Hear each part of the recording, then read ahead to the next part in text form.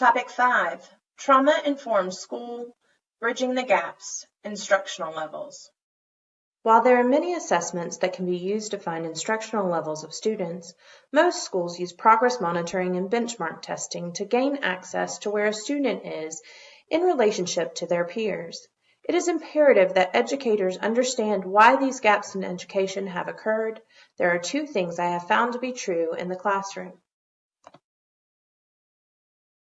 First, education is not an exact curve.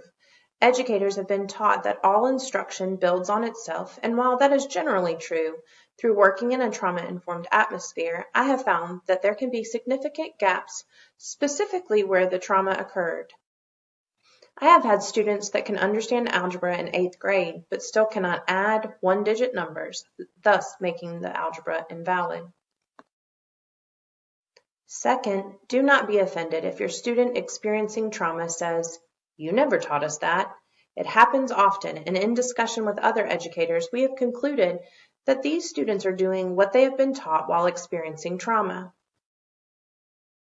To deal with the overwhelming feelings of trauma, these students wipe their mind of all the things that are not helping them at this exact moment. And you guessed it, Pythagorean theorem is going to be one of the first things to go.